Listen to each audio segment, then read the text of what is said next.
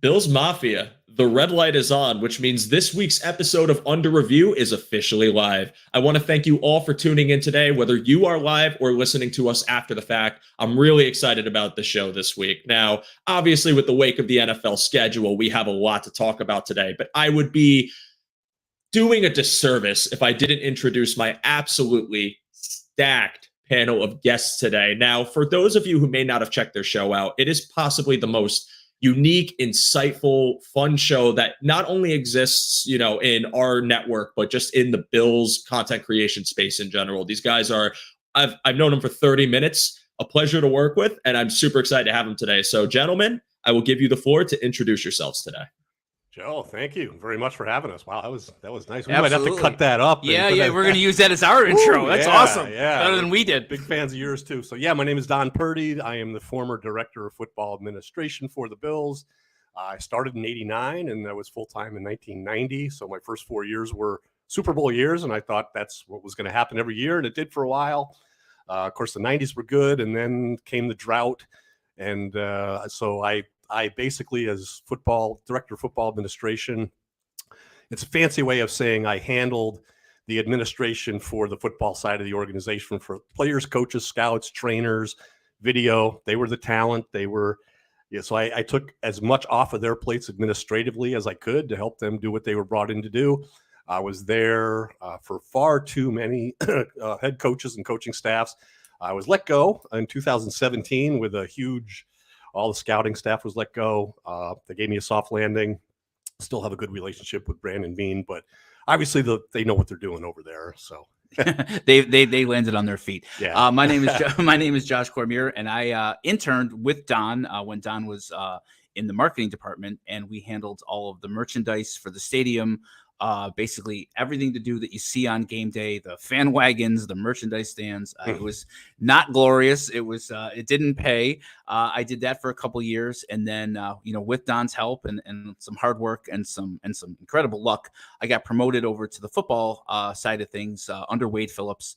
And I was a coach's assistant, which basically is a glorified gopher for all of the head coach, the coordinators, the assistant coaches.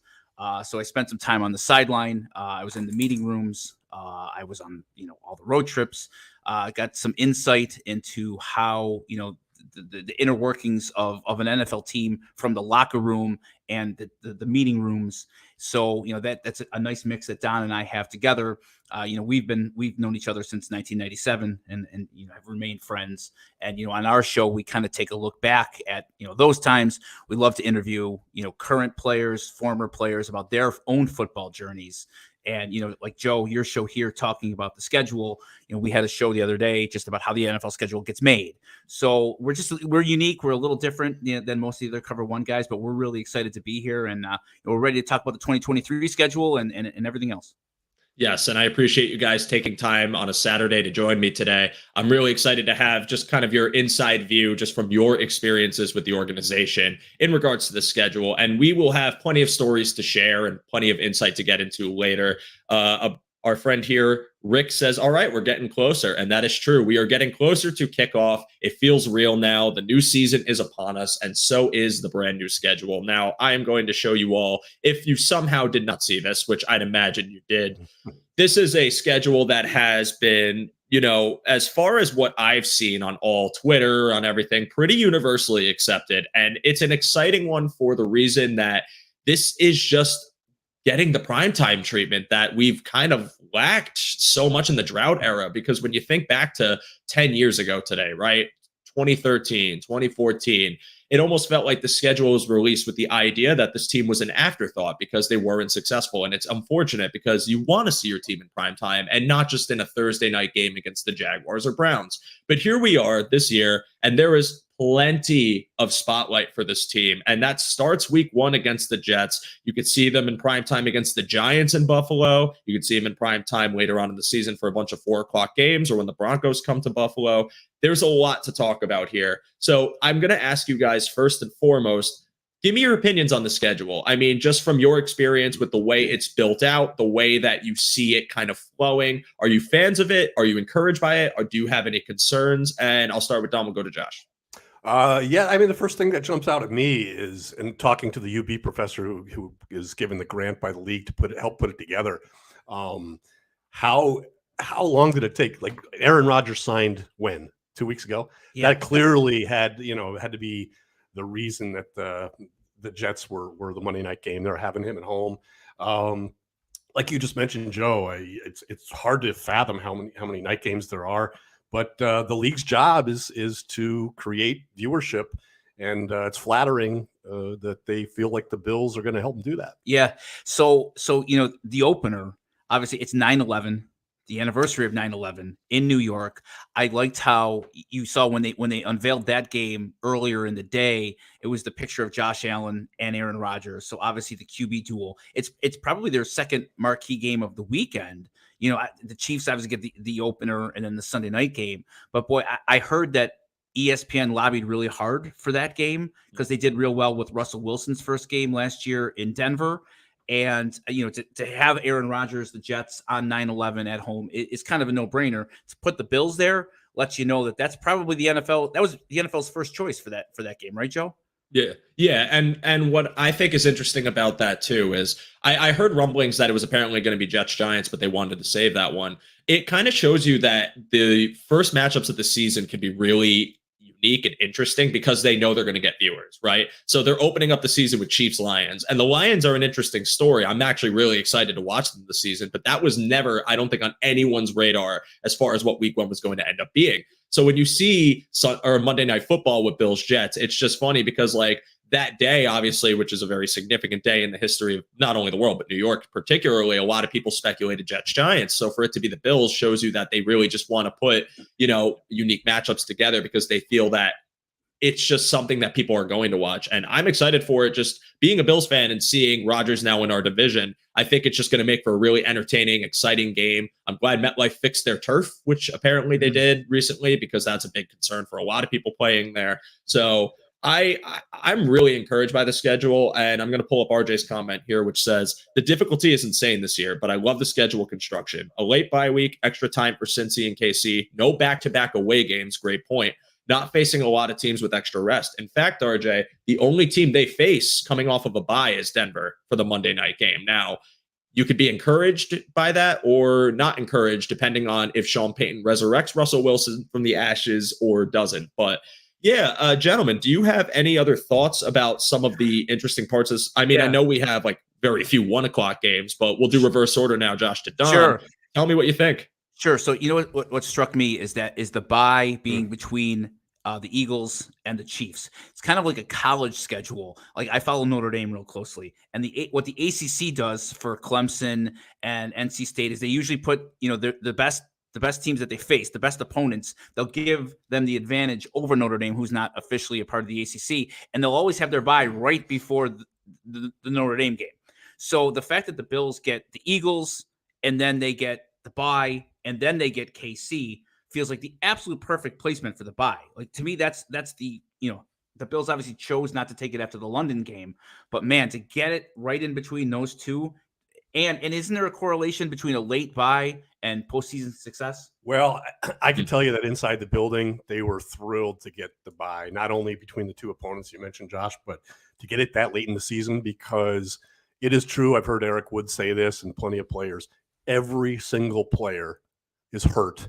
They're not all injured.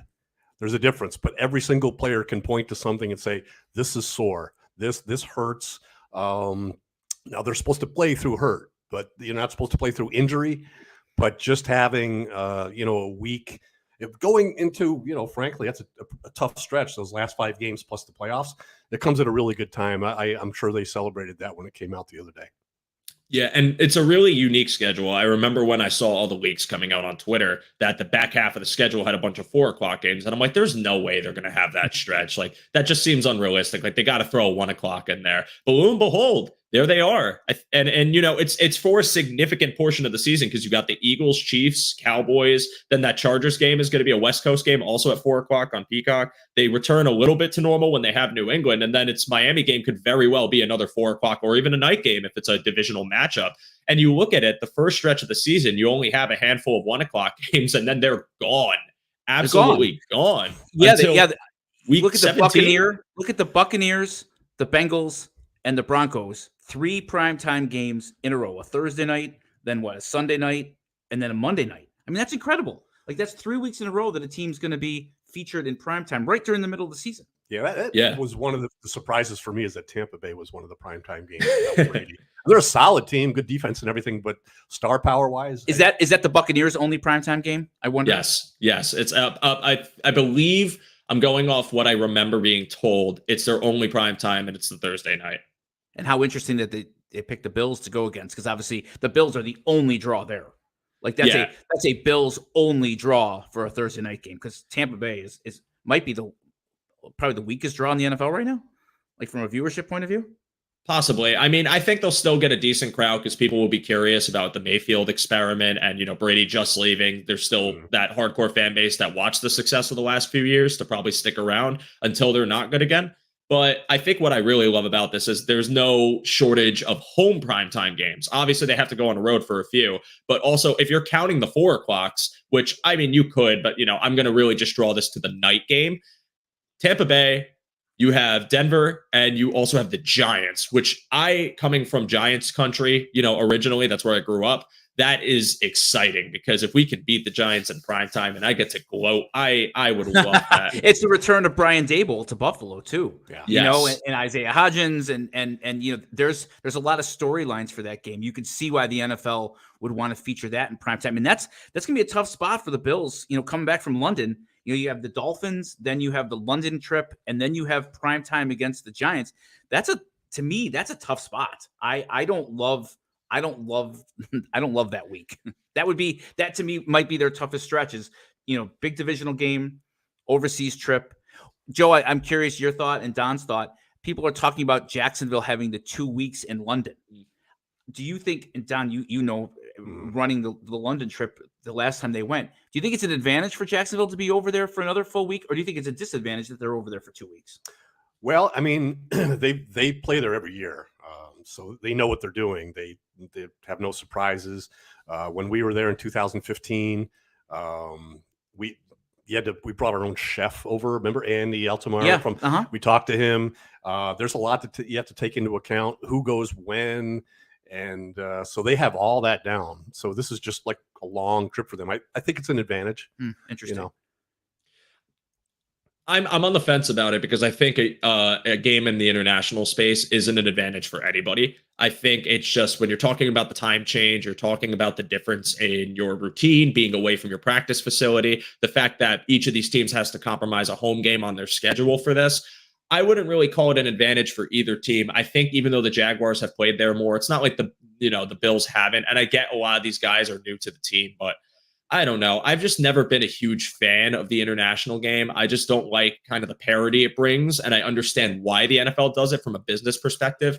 But yeah, I guess you could say the Jags will be more acclimated for being there for 2 weeks. And you have them sitting pretty, knowing that they don't have to leave or get back on a plane, or that they can kind of semi-adjust their sleep schedules and be a little more rested. That I definitely don't enjoy. But at the same time, that time change. I mean, I've been in several parts of the world where you're at a 6-hour difference and it takes me forever to get my body readjusted to a sleep schedule. So I don't know how much it actually matters, but for me, I would have just rather bypassed the international game in general. If I'm being honest. When did you guys go over there in 2015? Was it Friday, Thursday, Saturday? No, we played a home game against the Bengals, a Sunday at 1 o'clock game. And then I actually left at halftime to go right to the hangar.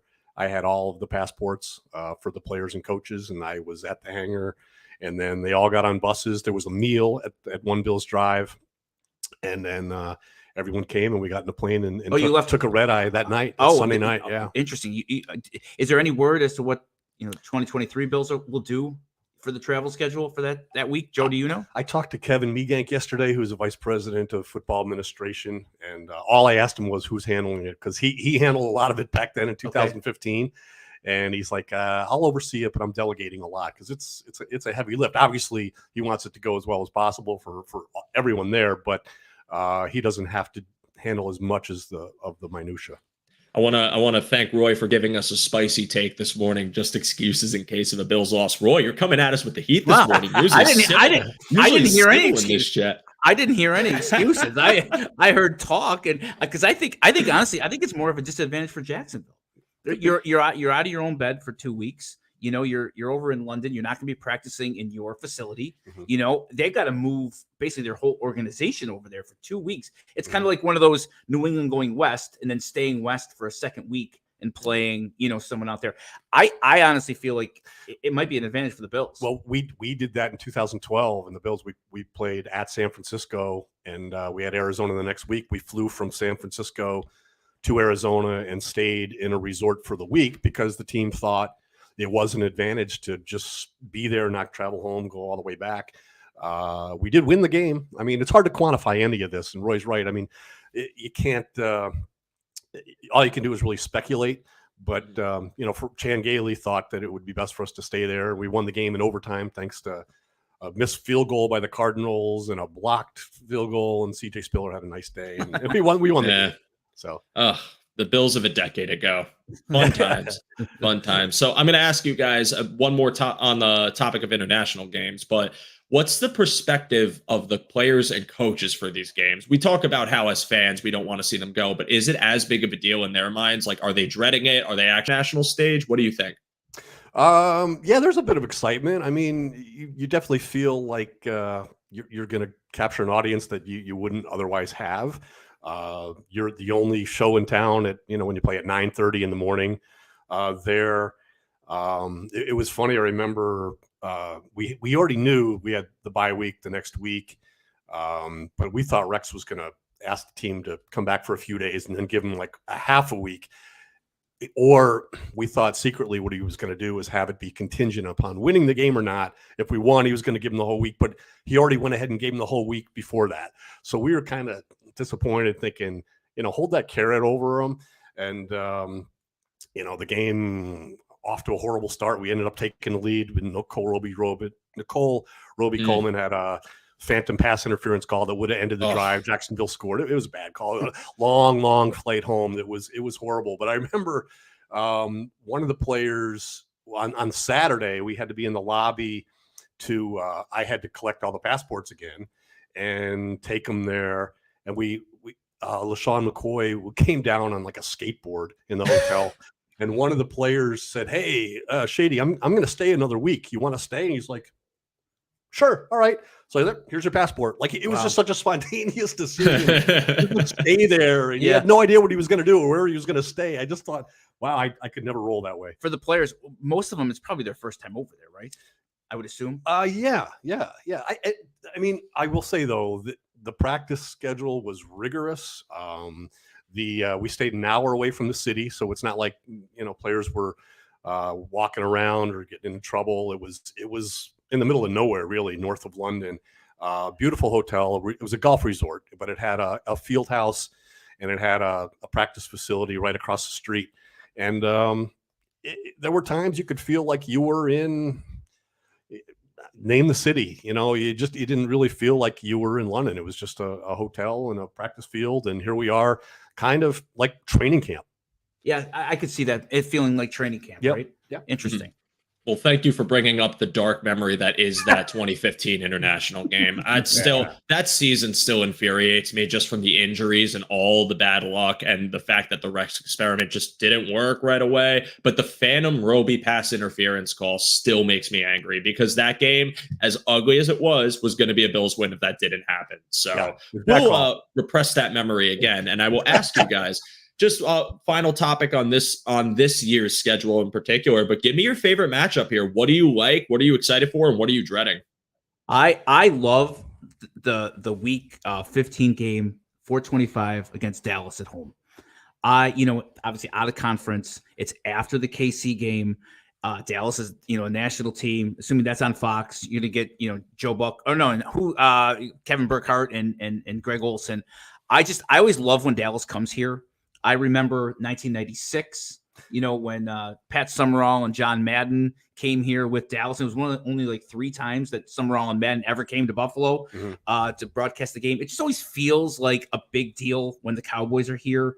Obviously, you got to deal with the Cowboy fans and everything that brings and all that. But it's unique. They're only here once every 8 years. I love any time the Cowboys are here because it just always feels like a big deal. Yeah, it's a big deal no matter what. This is going to be boring because I already brought it up, but I love the opener in New York. If you win that game, you can already, you've got, a division win in the bank, knowing that you still get them at home, and already you're going to have Jets fans and others kind of questioning, this was supposed to work better than that. I think the Bills are 1.5-point favorites or something right now. I also, Joe, I like, and 3, I believe. I'd like your comments. I think the first half of the schedule sets up nicely for them. Yeah. It's easier than last year's. I feel like the back end is loaded, but the front end, you could see 6-2, 7-1, fairly easily. And then that's going to bring up something else.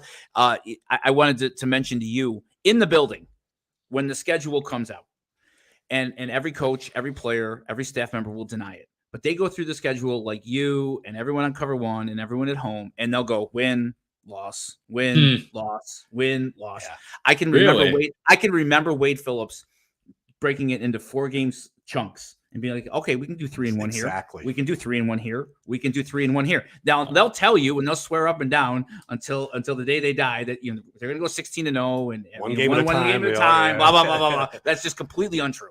It's complete. And you can attest to it during different coaching staffs. They all do it. Yeah. You'll be on a treadmill or something there, and a coach will be like, "Yeah, I think I'm liking the next winning 3 out of the next 4," and like you think to yourself, "Wow, you'd get murdered if you suggested there was a game that you wouldn't expect to win." But I don't know. Does that surprise you, Joe? Very much, yes, because I would imagine that they try to avoid. I mean, they're human. They're going to see tough matchups on the schedule and probably be thinking the same thing we're thinking, like, wow, that's a doozy. That's going to be tough to overcome. But it's the fact that they'll literally be like, yeah, I can see a loss here. Or like 3-1, we might take it out. And I get it because like no one goes undefeated, or only one team in history has ever done it for a Super Bowl run. But like, it's still surprising to me that teams don't try to act like they'll go undefeated. I feel like that would be like a mentality that you'd want to have. Yeah, and this is in the building. These are private conversations. Obviously, it's nothing they're going to say to the media. And I think the other thing that struck me when I was there, these players and these coaches have been around football for such a long time. They're kind of used to losing. Not to say that they ever want to lose, of course. But as a fan, every game is life and death. Every game is just, the week, your work week, your Monday. These players have lost. By the time you get to the NFL, you've lost 50, 75, 100 football games in your football journey. So the coaches and the players don't necessarily look at it life and death, week to week, how winning, losing. Even in the locker room after the game, I've talked about this. There was like a palpable sense of relief when the game was over, win or lose. Just because you got through the game, you were healthy, your teammates are healthy, and that exertion of 3 hours of basically like running a marathon are over. So I think people, the players and coaches from my experience there, just had more of a nuanced look at it than I think you'd expect, and even have some fans would how they feel. On the flip side, though, too, you're right. You have to be able to bounce back from a loss. You can't. Oh my gosh, what happened? What do we do now when it happens? But the point you made, Josh, about how they take the schedule in fragments of 4 games, it's okay if you can go 12-4. Yeah. If you can win all of your home games and half of your road games, you're 12-4. You're going to win your division and have okay, there's the extra game now, but you're going to have a really good shot of being the number 1 seed. So when you look and say 3-1, 3-1, 3-1, I mean, there's no shame in that, because that's going to win you the division for sure, or almost in every case. Hopefully it went through the division. I think this year, when you're talking about the AFC East, I've been one of those people that if I'm talking about realism, it's 11-13. And I think, trending more towards like the middle to low end of that, only because it's going to be right now, it's so hard to actually predict this because these teams are not complete. We haven't had training camp. We haven't had, unfortunately, injuries with certain teams. The season is embryonic at this point. But it is something where if you're going off last year and you're going off the difficulty of what you see in front of you based on how these teams performed, it's a tough schedule. And you look at it's going to be tough no matter what, because they were a first place team, a second seed. They're going to play all the first place teams everywhere. And then a really difficult division in the NFC East and the AFC West. It's obviously going to be tough. But what I think I'm looking forward to are just some of the really cool primetime matchups you're getting. You're going back to Cincy to try and avenge that loss, which I talked about it on Thomas's show. There's a really interesting trend that the Bills have, and that's that if they lose to a team in the playoffs, and this is McDermott era specifically, they beat that team the next time they match up. So Jacksonville in 2018, Houston in 2021, the Chiefs in both of the years we've lost to them, and up next on the slate are the Bengals. So I'm really interested to see if that trend holds up this season. But yeah, I mean, I'll end the topic here and ask you guys for your final record predictions. Oh, nice. I like it. Well, even though it's so early. And another thing that speaks to what you said, Joe, about when the schedule comes out is they absolutely do circle games on the schedule, on the calendar. And what better one than the team that knocked you out in the previous year? Mm-hmm. So the effort is there to, in the preparation for every game, but to the extent that there could be a little extra preparation and effort, that's one there where there might be. The only other thing about the schedule is I wish you could switch a Sunday night or a Monday night for another Thursday night, because it is sweet when you're there and you win a Thursday night game and you get 3 extra days and part of the weekend and then a whole week to prep and heal up. But anyway, I'm going to go with a 12-5 record. All right. I'm going to go 13-4. I think the AFC East is maybe a little bit more vulnerable than people expect. I think the idea that both Tua and Aaron Rodgers can go the entire season without getting dinged or worse is kind of unrealistic. I think the Patriots are going to be terrible. I really do. I feel like the AFC East on paper looks to be one of the toughest divisions in the NFL, but I think as the season plays out, I think the Bills won by 5 games last year. They won the AFC East by 5. Miami, I think, had 11 wins. It was either 11-6 or 10-7, and we were 13-3. But we also didn't have a game.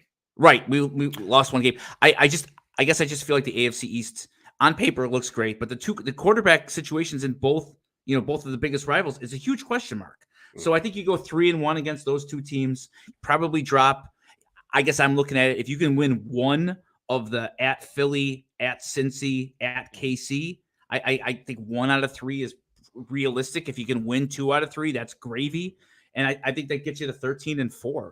I think you sweep New England, you win the home games against the NFC teams, you beat Washington.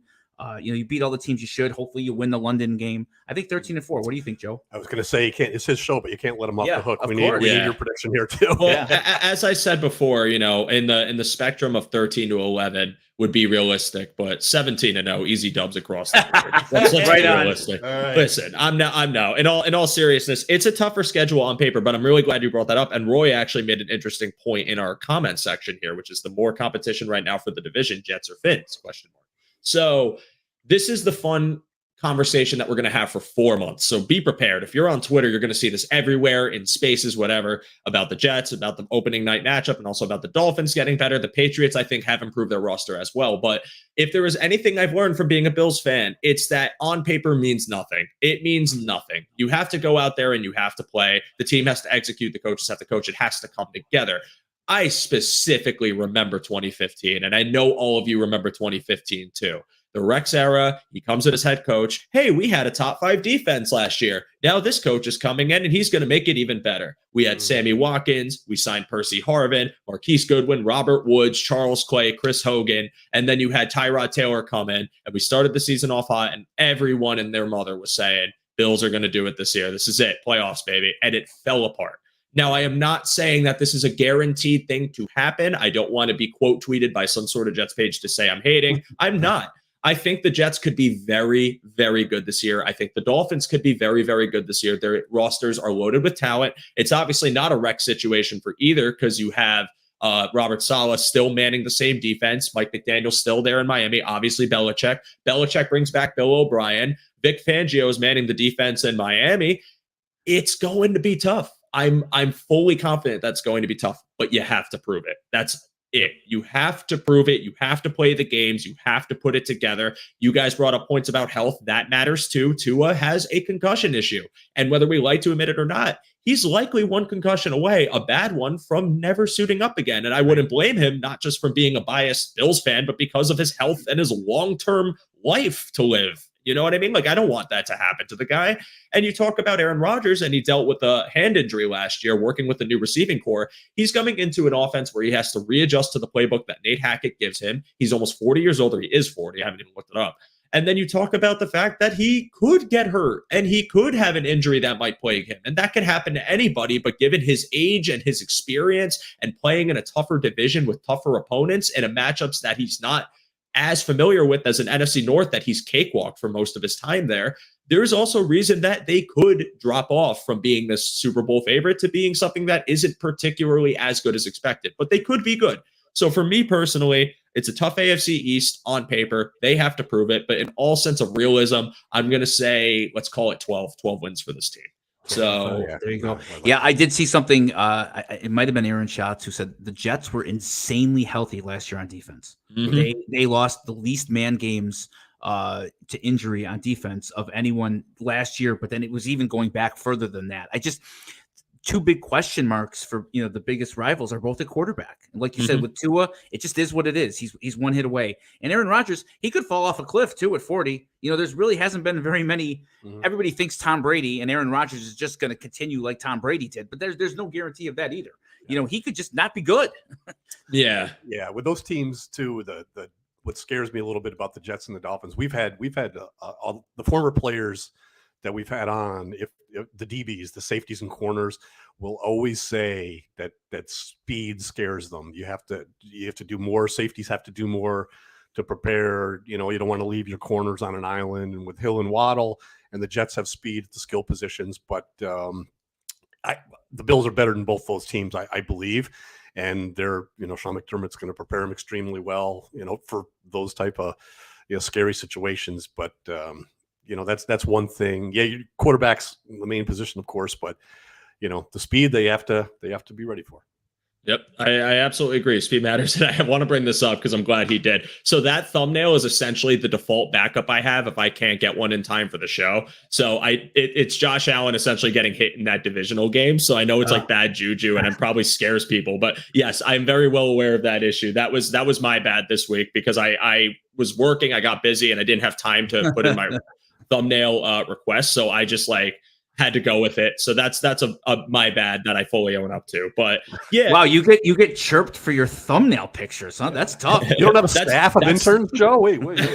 Yes, my team of 20 took off this week. No, it's funny though because that's actually the first one I've gotten. But I'm glad someone finally called me out on it because I was like, yeah, I gotta at least make my default if I have a backup thumbnail something that isn't negative. But you know what? It's a humbling experience. That's bulletin board material. You see that picture and you want to beat the Bengals. So yes, gentlemen, I appreciate your insight on this year's schedule. And I think the great points were made all around. As far as the speed topic, I wanted to say this real quick. I think we were also seeing a part of the season last year with Miami where you were starting to kind of understand how to mitigate them, not stop them. You can't stop those weapons, but slow them down a little bit. If you have physical corners and physical defense that can kind of jam these guys at the line of scrimmage, you could kind of disrupt the timing. And I think Tua thrives on rhythm. So make the rhythm go off and, off kilter of sorts. And you might have a success formula against them where you could at least hold them off for a few drives if you have a good offense. So if they do that this year, great. If they don't, I will be very sad.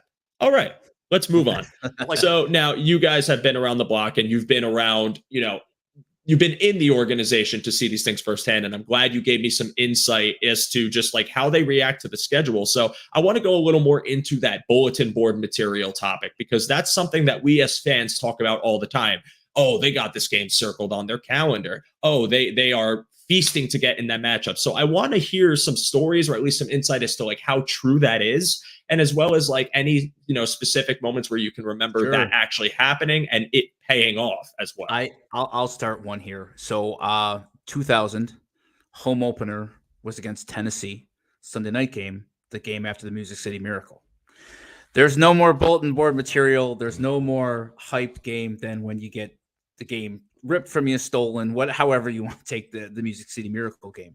So we're in the locker room. I was in the locker room the day that the schedule got released, and you knew you were playing Tennessee at home. Nobody knew it was going to be the home opener, and the Sunday night game.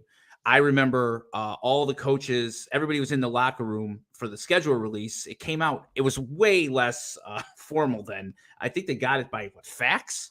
Yeah, I think so. Like in 2000, Wade jumped up in the air and he goes, "We're going to beat those son of a bitches badly at home."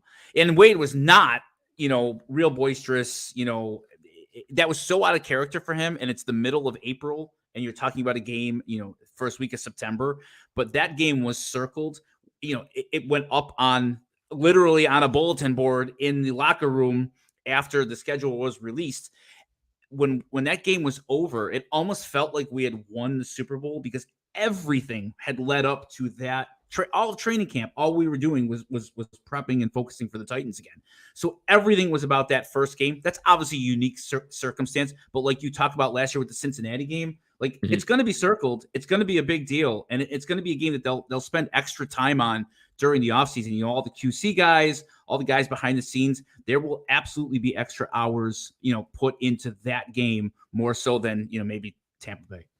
Yeah, I'll actually go back a little bit before you. I remember that well, but Josh, you were right there in the sideline, and you were in the coaches' meetings, and you heard a lot of stuff. But we were getting ready to play the Dolphins in the playoffs with Flutie, and Jimmy Johnson took the box of Flutie Flakes and was stamping on it. It was like so juvenile and childish. And I'm like, wait a minute, I know you're a rah-rah guy, but come on. And we went down there. We had Jerry Oskrowski on the show. He was, I think, playing right tackle, and at the end of the game, it was fourth and goal, last play, and Trace Armstrong, the defensive end, who Jerry said cherry picked him because he only played like 12 plays a game, so every play came in, he was fresh and it was hot, and he sacked Flutie, and we didn't win. But that picture, I worked in the coach's booth for a few years, the opposing coach's booth, and they have the huge mural of that picture. And he's like, we told him, he's like, "Am I in it?" I'm like, yeah. You're kind of in it, because Trace Armstrong was celebrating. But, I think coaches are very careful. And for all of the different coaches I worked for, I didn't hear a lot of, we're going to go after this team harder because of something that they said publicly. But it happened for sure, but it didn't really leave the coaching circles that much. I think another thing that's kind of underrated are players and how they have their own personal stories with other teams. Oh, yeah. Players and coaches. Most of the coaches have been in the NFL, have been with another NFL team as well. So when I was there, we played in Kansas City in 2000, and Wade, it was a big deal for Wade, and he brought his dad in, Bum Phillips, who was NFL legend. And because Kansas City was close to Houston and there wasn't a team in Houston anymore, Bum was at the game. So it was a big deal to Wade because his dad was there. There were players who, got cut by another organization. Yeah. They'll circle a game themselves. If they're going up against their boy, their friend on the other side of the ball, they'll circle that. If it's an ex-teammate from college, I think people don't realize the pull that the college rivalries have. And Saturdays, road trip Saturdays, you'd get a bunch of guys to watch the Ohio State Michigan game or, the Notre Dame USC game or whatever the big game was. I didn't realize that until I traveled with the team. These guys were college football players before they were NFL football players. Same thing with the coaches. Some coaches hate organizations or another coach on another staff from another time when, this guy did this or this guy did that. So there's obviously like the global, Bills versus, other team bulletin board material and rivalries. But then there's also the more personal ones between a coach and a team, a coach and a coach, a player and a coach, a player and a team. There's 53 guys and then 15, 20 coaches. There's a lot of egos in that building. Yeah. There's a lot of egos in that building. So there's a lot of things that you find out on a Friday. It's like, oh man, I hate that dude. I'm gonna get him. And it's like, what? Like, where'd you play with him, or where'd you coach with him, or whatever. So it's every week there was a new villain almost. And I know that there was, I think it was you, Don, who was there during the Rex administration. I love using the term administration, by the way. Like, it's so wrong for football, but it's also hilarious. So Rex going back to New York. And I distinctly remember that Thursday night game. Bills win on a last minute interception. And Rex is pumping his fist. Greg Roman's hugging him. They're going crazy. So, like, do you have any insight to that specific matchup or anything that he might have led on with? The one I remember more was we were playing the Jets, the snow game. It was I'm trying to think if that was 15 or 16. Of all the coaches that I ever worked with, he was the one that would let it slip or almost say it intentionally. He didn't care. Like he would say anything. He had a lot of trust in administration, as you're saying, to just, you're expected not to let this leave the building. I don't remember anything he actually said specifically about the Jets, but he would admit publicly that, yeah, of course I want to beat them more than I want to beat other teams. You know, they let me go. Yeah. And there's a lot to be said for that when a team tells you they don't want you anymore, you have a chance to prove that they made a mistake.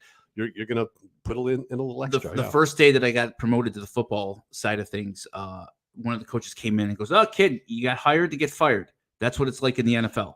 That's the mentality of most of the coaches, because they've all been fired before. You know, I was the only person, you know, in the football administration that hadn't been fired yet from another job. You know, they're transient. They move around, and a lot of times, like you said with Rex, it's more about getting the guy who got you last, more so than it is about, you know, the Bills. Like, a lot of these guys don't really know, you know, or care about the history of Buffalo or the Bills. That's kind of what's so likable about the team now and the players now. They've been here long enough. Josh Allen, you know, Stephon Diggs, Trey White, all these guys, they've bought into Buffalo, where it felt like for a long time, a lot of these guys were here a year, 2, 3 years, and you're gone. And then you're on to your next city and your next city. So and it's nobody's fault. I think it's just the reality of these guys they're not mercenaries, but they're transient. They're moving all around. It didn't take long for any of those coaches, though, to come in and feel it. Like, I remember they asked me to pick up Jim Schwartz at the airport when they hired him to be the defensive coordinator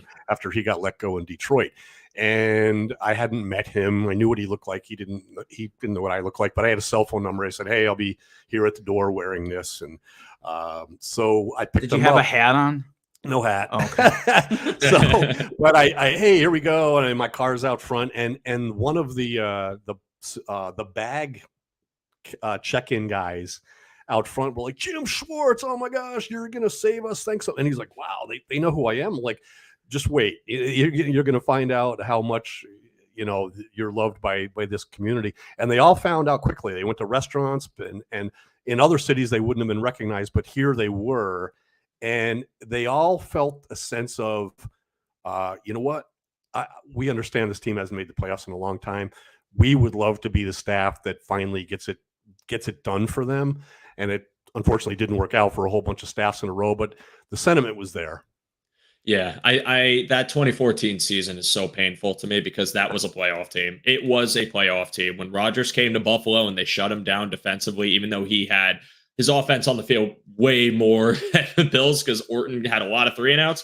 I think back to that defense. I think back to Schwartz and just, he did his job, man. That defense was amazing. That pass rush was stellar. It just stinks that it never panned out. But it's interesting too that you talk about kind of the people are chomping at the bit for the success of making the playoffs, and now there's a transition to the mentality where it's now we want to be the coaching staff that wins a Super Bowl for the city, and everyone wanted to do that. I'm not downplaying that, but you got to walk before you can run. And I feels like now this organization is fast walking and now they want to get to the title. So I'm wondering what it's like in the building now, if you guys have any insight on that as to like kind of the outlook. Like, is it kind of the same? Would you call it the same atmosphere as when you were in the building during the drought years, or maybe like post Super Bowl runs? Or is it kind of something where it's like way more competitive, way more like like you talked about the schedule earlier being, oh, we could lose this game here and there. Like, is that even do you think that's even a thought there?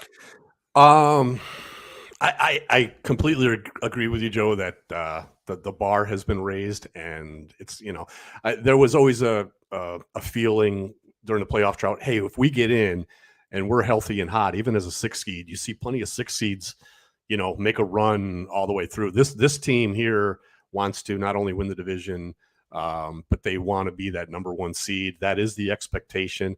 And I've talked to some people over there And it's exactly as you framed it, as you would imagine. That is the goal. The expectation is to win the Super Bowl. And how was it, in the 90s when, you were there early 90s, I was there late 90s. We talked with Daryl Talley, and everybody who gets drafted brings up Daryl Talley saying, we're going to the Super Bowl.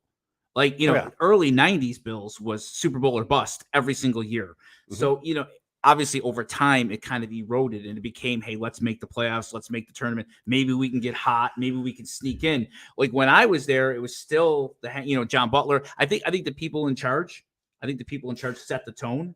Well, and there's an expectation there, right? That roster every year had 9, 10, 11 Pro Bowl players on it. Right. And Hall of Famers. If this guy continues on this trajectory, he's going to be in the Hall of Fame. They understood that the nucleus of that team, both offense, defense, even special teams, was a group that should have been there. And, after that, the talent was maybe, as we talked about before we came on the show, Joe, they have an exceptional group of receivers for a couple of years, but they're weak in other areas. They might have the top running game in the league with Shady McCoy or Willis McGahee, but the defense is terrible. Or one year a couple of years they have defense with 4 defensive linemen that each had 10 or more sacks, but the offense was in the bottom third of the league. They could never just put it all together. But this team in the past 4 or 5 years has been a complete team with the expectation of winning the Super Bowl. Yep. I agree with that. And, I'm hoping that they can get over that hump soon. I think that would just be great for, it goes without saying, it'd be great for the city. It'd be great for the NFL to just see the Buffalo finally get the ring. And I can finally sleep at night knowing that we have it Lombardi. So I'm going to transition this now to more talking about the schedule again from this year, but also kind of from your experience, because I know you both mentioned to me about the road cities and how there are several that you've been to, have some stories to share. So give me some of your favorites from that list that you think like you could recall something fun happening or just a place you really love visiting. Yeah, well, I'll start. Going to Miami is interesting. Miami obviously is an interesting city to begin with. The team hotel in Miami, at least when I was there, was a scene unlike any of the other road cities. It's exactly what you think it would be. And it was really interesting as a young guy. I was 23. I was on the team bus. You pull up to a city. There were opportunities in Miami that there weren't in other cities. You're dressed in a suit and a tie, and you're carrying a bag, and they don't know if you're a player, if you're a coach. Who are you? What are you doing here? But it almost reminded me of like the Star Wars cantina scene where it's all different kinds of characters. There were people looking for autographs. There were, people wanting to represent the players in other opportunities and, career path wise. There were these people carrying themselves as like agents.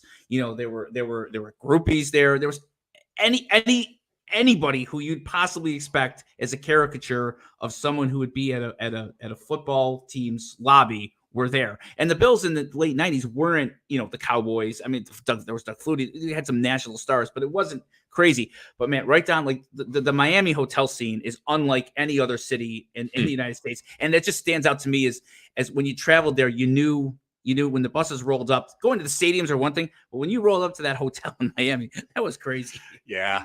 They so many blue shirts and hats. It's great to see. You see that a lot in Texas. In Charlotte, Carolina, and but some of the scarier bus rides, you have 4 buses that are coming in with a police escort into the stadium. And you mentioned the Jets before we came on, Joe, and your feelings about them. The pulling into the stadium at the Jets and at the Raiders, I remember, bringing someone else on that hadn't traveled. We brought him on for some reason. We needed some extra help, and we were pulling in the driveway and all the parking lot, and all the tailgaters saw our buses. They knew they were the team buses. They got up, they ran up to both guns blazing, mom, dad, all the little kids. And he got scared. He's like, I said, don't worry, you're going to pull right into the tunnel. You won't have to deal with any of these people. And I said, we were pretty good at the time. We were a good team, a playoff team. And I said, by the way, enjoy the hate, because do you think they muster up this kind of hatred for Indy or Arizona? No, we're a good team, and we're worthy of their hate, and that's okay. That's funny. It's so funny you mentioned that too, because I went to Bills Jets this past season, and I distinctly remember the buses coming in because there was a loud chatter amongst the crowd. Because I was in an area where you could actually see the main road that they were coming in from. And just it's just turns into a bloodbath, man. You just hear like the "you sucks" and people who've been like drinking since 8 a.m. are coming at the guardrail, like waving at them and stuff. It's fun though. I love that environment. Like I could say what I want about the Jets as a team, and like I understand I came from Jets country and I'm not a Jets fan, so I've seen it firsthand. But can't deny the passion of fans in road cities when you get there. I think. I think back to that Peyton Manning story where he said a kid in Buffalo flipped him off once, like a little kid, and I think that's the funniest thing ever. Like. It can get out of hand, but it's also all in good fun when it doesn't get out of hand, and then you just kind of appreciate that. Speaking of that, we were in Philly preseason game, and I remember they had to put up the tarp over the tunnel because people would just start throwing things at you.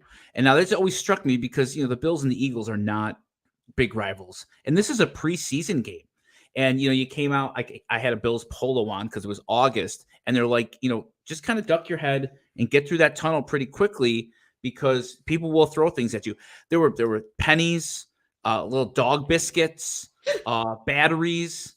And, it was just wild because here I am. I'm a random staffer guy that no one in Philadelphia has ever known or cares about. But because I had that Bills polo on in a Thursday night preseason game of all things against a team that is not your rival, there's still, F you, blah, everything. And I'm like, damn, I can only imagine if you're a Cowboy or a Giant. Right. So Philly struck me. It was as advertised. You always hear about Philly. I wonder if people are going to have hesitations to go to the game in Philly. You hope it's better now, but they booed Santa Claus, all that. But I'll tell you what, it was legit. Like I had some stuff thrown at me, not me personally, but just at my shirt. I saw Bob Uecker quote, and he said, we intended a Easter egg hunt for the kids. I think with the Phillies and the families, and the fans booed the kids who didn't find any eggs. Yeah, I could totally see that. I love the Philly stories. I actually like the Eagles because I have I'm a Bills fan. I don't root, and even though I have Giants family, like the NFC East is the furthest away. It's one of the divisions we play the least. So for me, like I went to school and I have friends who are Eagles fans, and they make me love the Birds. Like I text my buddy all the time about them because he's basically my Eagles news proxy and I'm his Bills news proxy. But the stories that come out of that stadium, man, are so funny. Like my father, obviously a Giants fan, he worked with someone who was an Eagles fan from New York.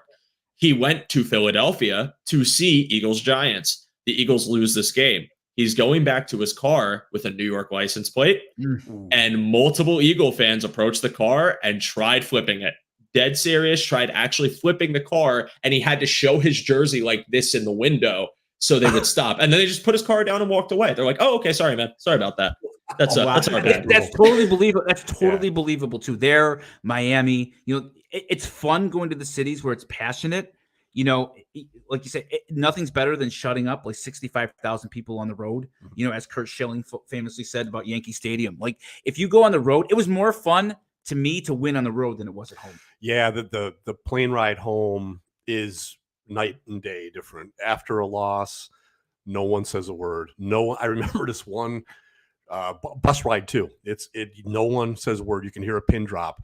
And I remember we had normally the same pool of 5 or 6 security guys who were either active or former police officers. They would be, we had players on 2 floors. They would sit right outside the elevator all night long at a table with a cup of coffee and maybe an iPad watching a movie and make sure that no one came on and off the floors. And then they would be there till like 5 a.m., grab a quick breakfast, go to the stadium and stand next to the head coach. And they have a gun. I mean, it's they're armed. And I just remember, we took for all the games you bring 2, but there's like 4 or 5 of them, and they work out their schedules in advance. And there was one game, for some reason, we brought a different security guard on, and he had never been on the bus or the plane before, and he just didn't read the room. It was after a loss, and he just started talking about baseball and at a regular voice, just like this. He was the only voice on the plane, and the other security guard just had to give him an elbow, cut it out. Yeah, you don't talk. The expectation is that you're at a funeral after a loss. Oh yeah, like you are supposed to just be as quiet and as grim. And now a win is it's, I mean, you know, and before 9/11, there were no rules on planes. So it was drinking and it was chaos. Yeah, and you'd have no hesitation on a win on the plane. If you wanted to say something to the guy 10 rows behind you, hey, they'll see you tomorrow. You wouldn't even think of talking after a loss to someone across the aisle. Right. That's crazy. Funny thing about the security guards that people might not know. So back when I was there, it was one floor. The Bills would rent out one floor for everybody to stay on. All the players would stay on that one floor. And there would be 2 security guards sitting right in front of the elevators so that no one could get on and off that floor. And I always thought, man, what player is going to like sneak out, the night before a game, a road game, whatever. But funny enough, they told me it's more for people sneaking into the floor, whether it would be fans or guests of the players that might be unwelcomed. It was really interesting. It was on total lockdown. That floor was on total lockdown. And Joe, I got to tell you, my worst duty was doing bed check. Oh no. Yep. So I got hazed and I had to do preseason bed check. And the rule for preseason bed check was you had to physically see each player in the room. And they were roommates, so you'd have 45 rooms, with 2 players each, 90 guys. So I had to go around, and now I'm new. I don't want to get fired. I don't want to mess this up. I don't want, somebody missing, God forbid. And the players all knew you were coming. And so some of them would be in compromising situations, whether they're getting out of the shower or they're in the bathroom or worse. And they knew me, and they were just kind of, screwing with me. And I had to physically see each player. Some guys would hide under the sheets with no clothes on, and I have to pull the sheets off, and they'd be their ass naked, like just sophomoric stuff, which is great, and you got to pretend that you love it because you're new and you gotta fit in. But that's the kind of stuff that will happen on the road. Oh my God, especially during preseason, because it's just so much more relaxed. Just like your 36th room or whatever, and you go in there and it's this another dude who's trying to prank you, and you're just like, it's real funny, good job. Yep. They'd order the in-house movie, and it would be porn, and it'd be like, oh my God, again, like here we go, So hey, you see me, you got me checked off the list. Yeah, they got a big kick out of it. A lot of the players got a big kick out of it. That's hilarious. Well, first off, I'm sorry you had to deal that duty, but I guess it builds character, right? Sure. Like after some point, you're fortified. So, gentlemen, we're gonna hit the home stretch of the show today. I want to pose one more question. Really, something I'm curious about, because we talked about the international game and we talked about our road games and different primetime games. So, what are some of the processes that go into the traveling? So, like obviously, you have to set everything up, set the hotel rooms up, as you said. Like, what goes into that? How far in advance does this happen? And what are some of the difficulties that come from that? Well, it starts right when the schedule comes out. I did work on as a travel coordinator for the team, and you start soliciting hotels. You start getting bids from hotels in every city. The key is, some cities have a lot, some don't. Indy's a great one; they have a lot, but you have to have the ability to have meeting room space that is sufficient, having the players, as Josh said, either on 2 floors or less. And then I remember going to one travel meeting. Actually, the first time I met Brandon Bean, he was the travel coordinator and more for the Carolina Panthers. He was their representative. He was actually chair of the committee. But we went around and asked every team which hotels they liked and didn't like.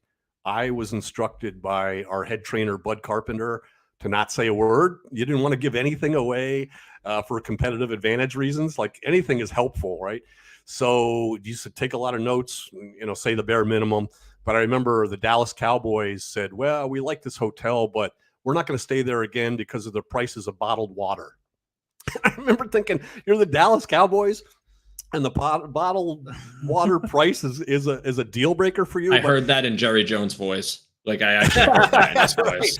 Yeah. So we thought they were kidding, and he was dead serious. But when the games come, I did the seating charts on the plane, and in the preseason, because there are 90 players, we were packed in like sardines. We warned everybody, look, get ready. We put the rookies all together. We tried to give veterans of 5 years or more.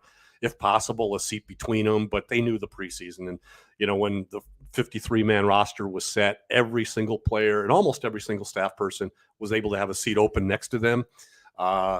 And so, again, I did the seating charts so they knew where to go. Rex wanted to have players of the most seniority, the top 7 offense, defense, and the top 2 special teams guys to be in first class.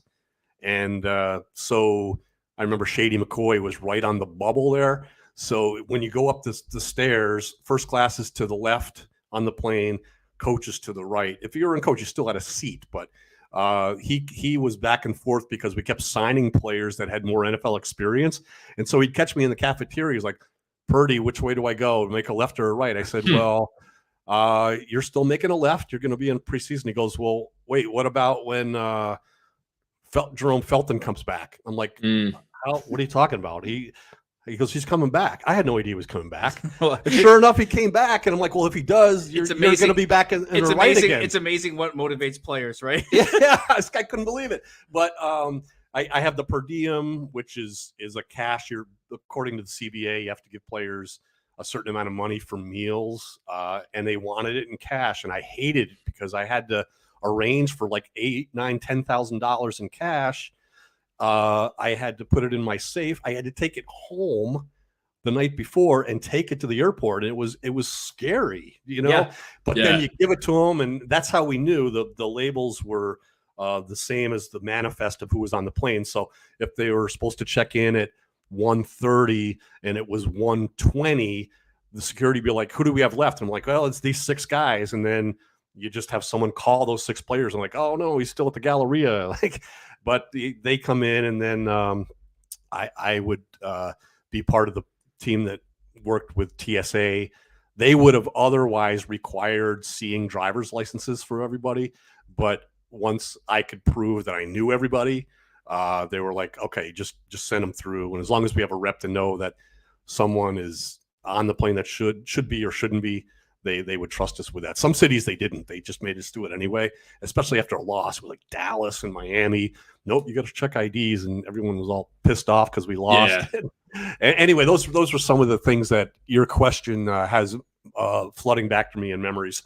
Interacting with a player after a loss sounds like terrifying, especially the dudes who are like 3 times your size, like a D end or something like that. Like I wouldn't want to find like an angry, who can I even think of on the team right now? Like an angry Matt Milano and be like, hey man, I need to see your ID. Milano is one angry thought away from just punching a hole in my face. So I certainly wouldn't want to ever deal with that. Well, that's a good point. And I didn't know they were going to require IDs at those 1 or 2 cities a year. So as soon as I found out, I would call or text back to a security guard like Marty McLaughlin in a locker room. I said, when coach is done speaking, while you still have their attention, make an announcement that when the guys come out, they're going to be required to show your IDs. Please do that. Otherwise, I have to tell them, and then you're the bad guy. Yeah, I want them to know to be prepared because it's buried in their bag somewhere, Yeah. And the last thing they're thinking about is their ID. Oh. And oh my God, you just played a game, and now you got to travel home, and oh God, and you would be the biggest villain on the plane. Oh, it's not me. Imagine doing that after the 13 seconds fiasco, forgetting and then having to be like, hey guys, I know we just lost that game in the most heartbreaking way you could possibly lose it, but I'm gonna need your ID. Yeah, Josh Allen, we need your driver's license so you can prove who you are, right? It's that mundane stuff that people don't even, you never even think about. It's like you're moving a little community each week. They would get tested though. These TSA agents that would come there, their bosses would be watching them. You say, I'm sorry, you gotta at least have them pretend to show me, otherwise I'm gonna get written up. Wow. Yeah. Well, gentlemen, do you have any final thoughts on the schedule or any final things you'd like to share before we sign off this week? I love your coverage of it, Joe. I think I'm going to stick to my 12 wins. Obviously, it's fluid, but yeah, let's go. Yeah, I'm excited. I think this year, I'm kind of excited that the expectations are lower. I think the season will be more enjoyable. I think last year was just at such a fever pitch that nobody enjoyed the wins. Yeah. It's hard to win in the NFL. It's really hard to win in the NFL, and nobody enjoyed the wins. I was struck by how angry people were after wins. There were people in my house, who I won't mention who I'm married to, who would be angry after a win. Oh, well, this and this. And I'm like, no, you won the game. You won the game, and everybody's healthy. And I'm hoping that, people are looking at this schedule. It's difficult. It's on paper tougher than last year. Their expectations are lowered. They're actually not favored in every single game like they were last year. I guess I'm just hoping that maybe the temperature for the regular season goes down a little bit more, and maybe they don't peak as early. Maybe by the Cincinnati playoff game, they're not completely guessing. Now, obviously, there were a whole bunch of other circumstances that happened as well.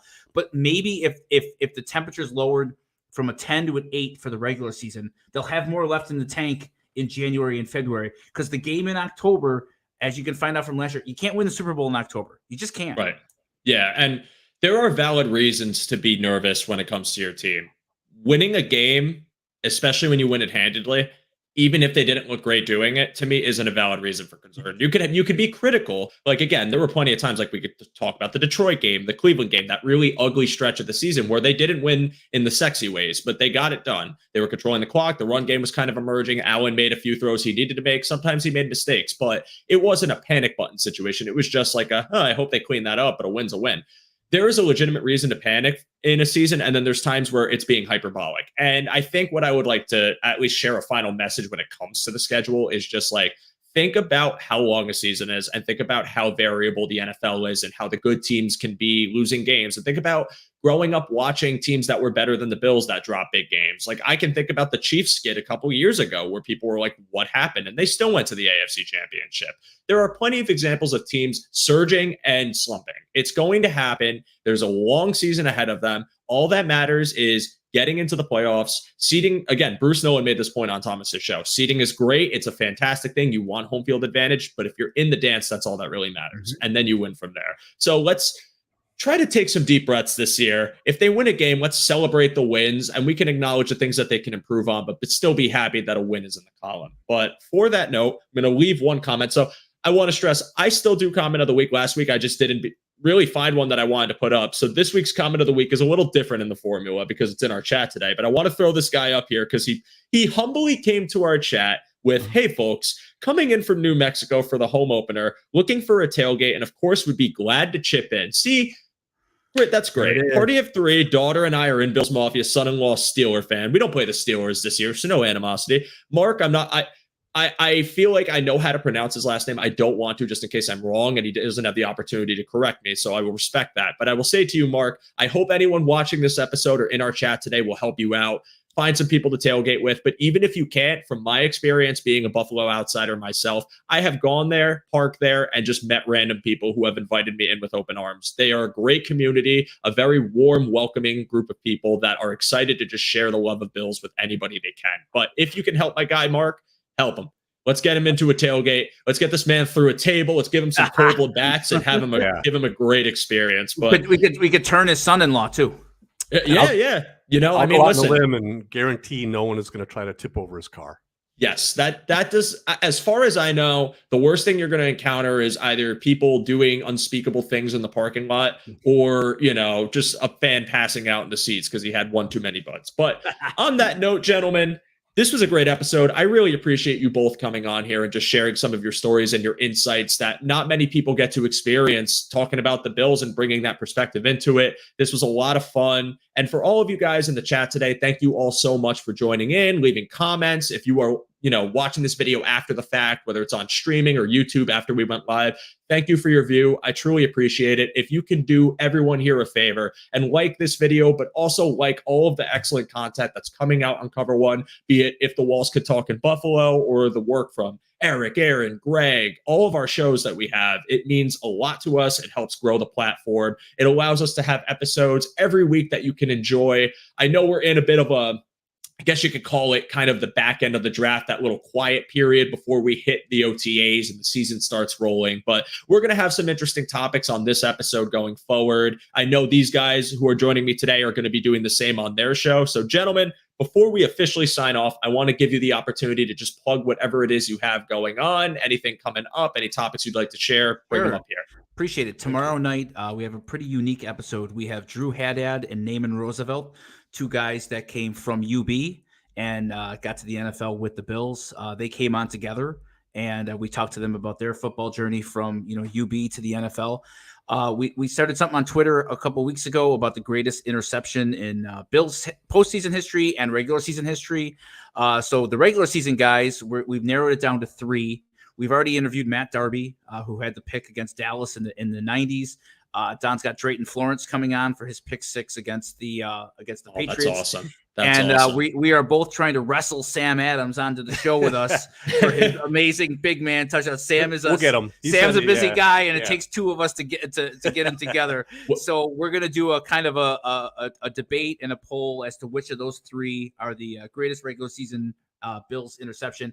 And we've got a bunch of other guys coming on soon. Stevie Johnson is going to come on. I know Don's working with Fred Jackson. And, we're just going to talk football journeys. That's what we do, and during the lull, the draft is over, the schedule release is over. We feel like now, our content is going to be something that people can listen to over the summer. You're grilling, you're in the pool, just, put on Freddie Jackson and listen to 45 minutes of him talking about, his career, his story, all that. Yeah, I got to say, Joe, you're a pro. I've been taking notes about how you conducted. It's been fun being on a guest on a show and realize Josh and I keep looking at each other. Yeah, we got to do that. We got to do that. Yeah, we picked up some tips from you. So thanks. We appreciate your time as well, and you do a great job. Thank you both so much. That means a lot to me. Being new in the Cover One world too, this is things that, those types of comments really mean a lot. So I really appreciate your time. Guys, I know that it's been a bit turbulent couple weeks on Under Review because I've started at 12, I've started at 10, now we're back at 11. So I know some people are probably like, what the hell are you doing? Get your timing right. It's been a bit weird with the draft going on, but next week, I will be away. I am actually going to a bachelor party in Scottsdale, so I am not going to be here to do my show. We will be taking a week off.